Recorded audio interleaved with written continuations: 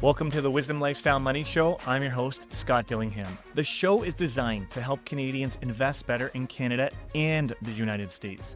We specialize in mortgage financing and education in both countries. Discover how you can become a better investor and access the financing you need.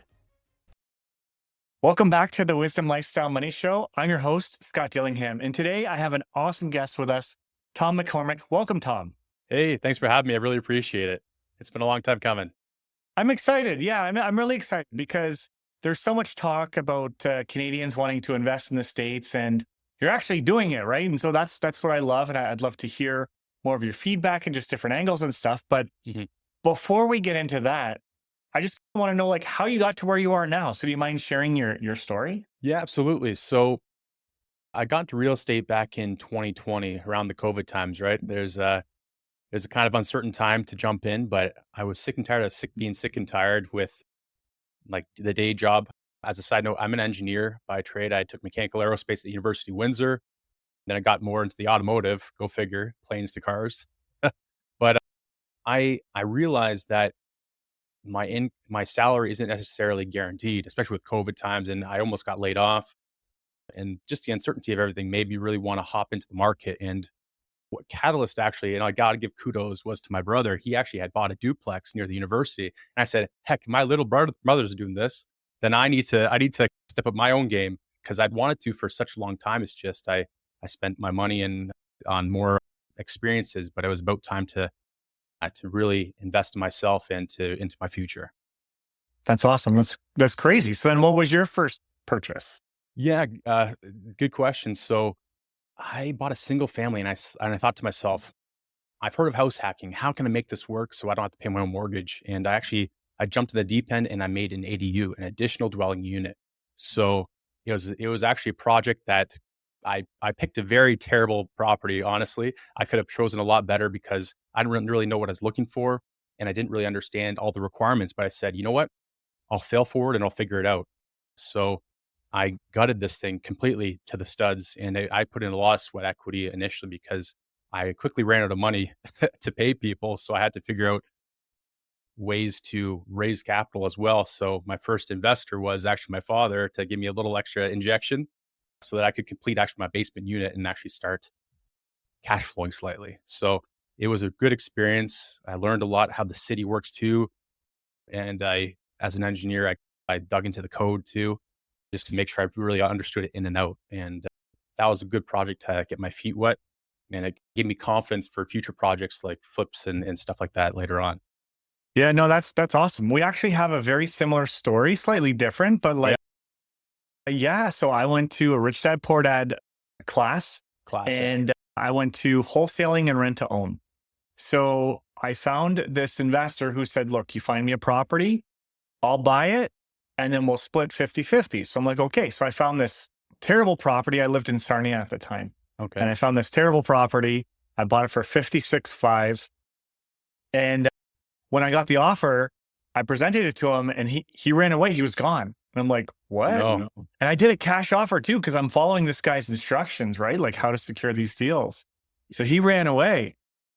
But the property needed everything. So I went to the bank and I did a construction loan on this property. Okay. So I had the lender finance everything and the renovations, and that's exactly how I started. So I put in at the time like almost what I paid for the house. We redid everything, but I learned because I had to do everything in the house. So it set me up for the future projects after that. Man, that must have been daunting. But yeah, it sounds like you made it happen. Yeah, no, it worked really, really well. So we had roughly 100 into it. And when we sold it, it was like almost for 300. And that was like, now it'd probably be four, maybe Of even a little course. higher. Yeah, with the So inflation nowadays in Canada. still, so it was awesome. But yeah, no, that's great. So that's cool. So then from there, right? So you started in Windsor, it's during COVID time. How did it trigger to like invest in the States?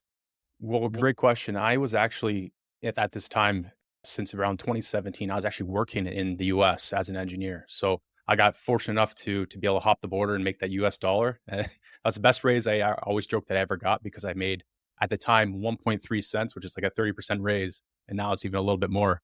But because I already was working in the States, I understood the some of the Detroit market, and I already had my SSN and bank accounts, and I was building my credit, so my foot was already in the door. And I saw some of my actual friends who were also already U.S. citizens over there doing deals. So I thought, well, maybe I can I can do it cross border since it's so close to Windsor, and because of that, and, and as too, it's like in Canada, there's a lot more tax, and it's the price per door is a little higher. The landlord laws are a little bit more lax here in terms of getting tenants out if you have to, unfortunately. So there are many reasons why I was looking to hop across the border, and because I worked there, I think it made me a little less scared to actually take the leap because I understand a lot of investors or people who are thinking of investing outside of the country are a little fearful, and rightfully so. But I think I was already sensitized to the fact that uh, the U.S. isn't actually that big of a hurdle to get into. So Yeah, it's so similar. And you're right. That's our number one question. Like we are actually talking to more Canadians that want to buy in the States than Canadians that want to finance properties here. I wasn't yep, yep, anticipating that shift, but that's how it's happening. And you're right, they're fearful of it, but there's not a lot of steps. You want hmm to set up an entity, ideally. So that's good to go. And then, yeah, find your strategy, right? Are you flipping? Are you buy and hold? Like, what are you doing? And then find your team, and then it's done. yep. And especially when you have someone like yourself to walk you through the process and then do your financing, I think then you're in good hands and you can rest easy because I know when we started out, we also didn't have all the answers to questions, but we said, you know what? There are people in our network. There's people like you, Scott, who can guide us. So even if we aren't perfect or our structure's not the craziest GPLP structure, whatever it has to be, we can still at least start and it's something. You just got to take action. And so that was our motto. We said, okay, let's just have some speed here. And like I mentioned earlier, we'll fail forward if we do. Like we weren't planning to fail, but in case it does, no problem. We'll learn from it and we'll continue on. That's the best way. That's the best way. So I know you purchased a property in Detroit, right? As a flip. Can Mhm. we talk about that? Like how's that going? Maybe share Yeah, some numbers on some potential returns that you guys are looking at. absolutely. So actually, this is one you helped us finance, and I really appreciate you doing this because I'll tell the listeners this was actually a crazy monster of a deal. Not in terms of just being big, but in terms of complexity. Because this property we bought was really dilapidated. In Detroit, you'll find that certain houses almost seem like they need to be condemned, for lack of a better term.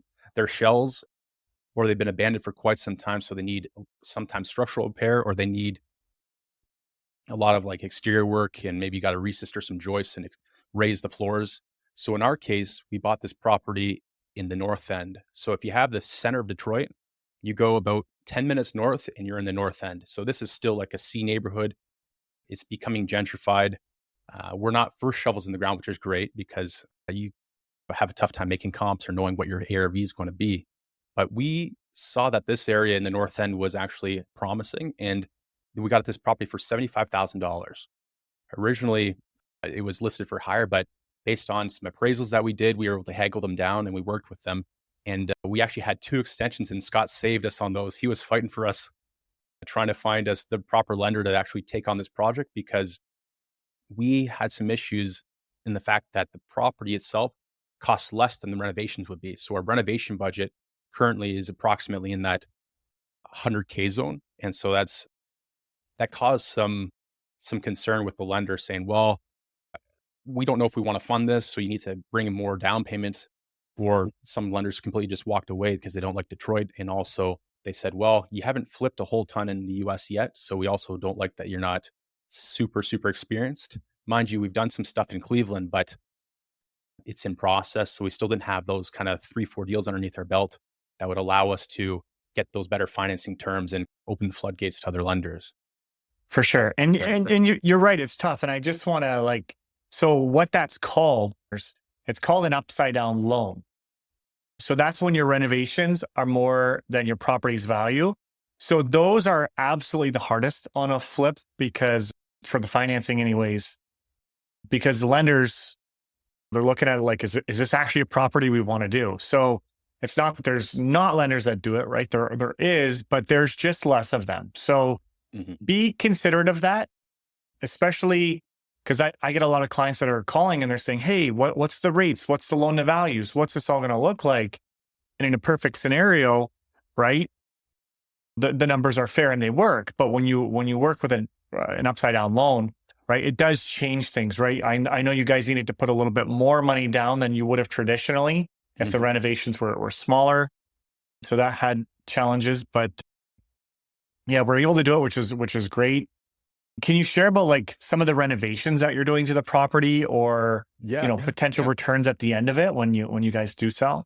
for sure. So in within this kind of 100K budget, it's looking like we're actually going to come on pretty close to the actual estimated budget, which is great.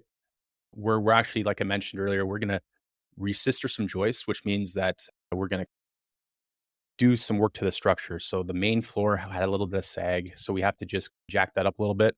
So once we get the structure done, that main framing, the house will be solid to build on. So that's been the biggest cost driver.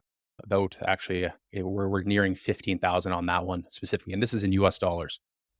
And then we have a whole new bathroom that we're adding. So this is going to be a 4-bed, 3-bath. So we're going to add the additional bathroom to add a lot of value. And what we're also going to do is we're making it slightly open concept. Usually Detroit homes are pretty great in terms of having a nice kind of big living room and dining room connected, but we have a kitchen off to the side, which we're going to make into one cohesive space. We do have to do a little bit of electrical as well because the previous tenant or previous owner, it looked like a bomb and pop job, to be honest with you. Oh man, Really really unsafe. unsafe. And there's was a little was a bit little bit knobbed knobbed into, so into, we so said, we well, said, well, it's basically it's already gutted. Let's Let's just just rewire rewire the the whole whole place. place. So it's the framing and the electrical that are going to cost the most.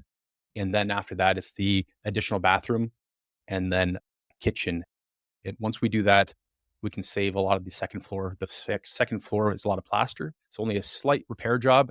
And then on top of that, classic paint and some vinyl flooring on the second floor. We're going to actually refinish the wood on the main floor, just keep that classic Detroit feel.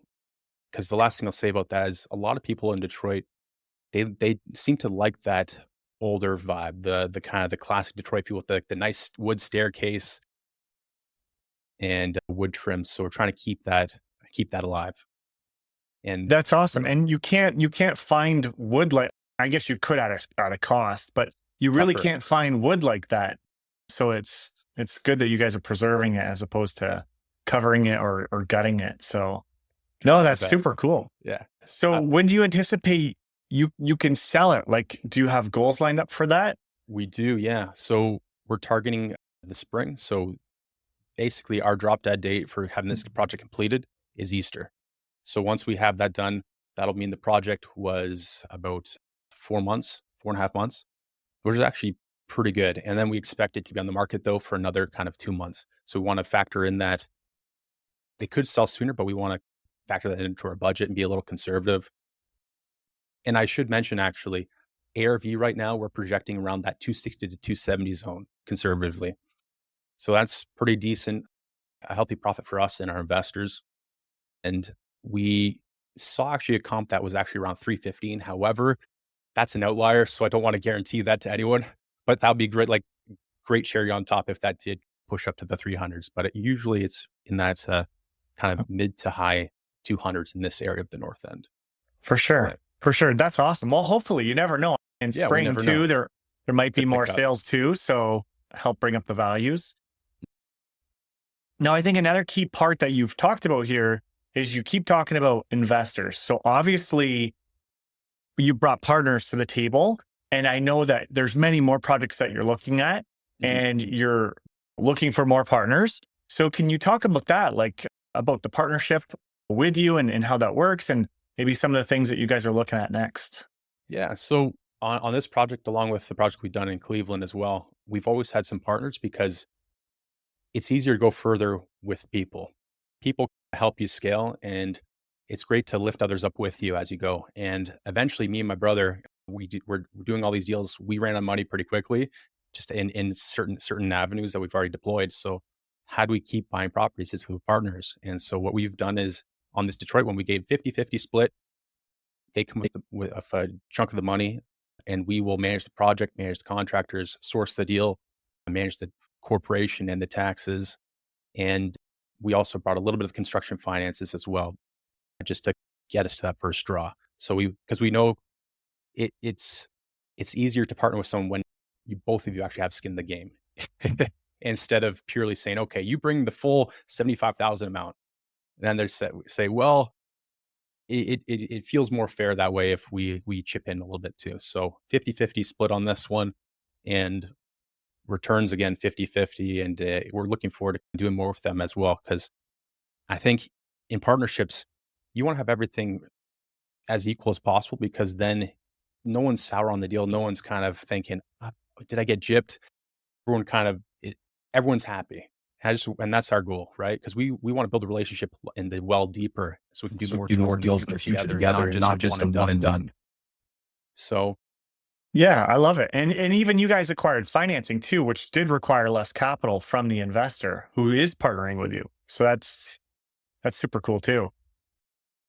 No, that's awesome. So do you have any projects lined up? So say I'm listening to this, I want to go in the States, but I haven't built up enough confidence or set up an entity or just done certain things yet. So it's easier for me to partner with you on this and bring some money into the deal. So what do you have coming up, or that you're looking at, that maybe somebody might jump on? Well, it might be interesting to hear. We actually have a mixed bag. So we have 2 flips where we were looking at just out the other week that I walked, had some great numbers on it. And this would be similar to this Englewood property that we were just talking about, around that 60 to 75K zone. And again, usually returns within the 6 months. That's kind of the project timeline. But we have actually some bigger ones now. We walked a couple shells. So like I said, a lot of these properties need a lot of love.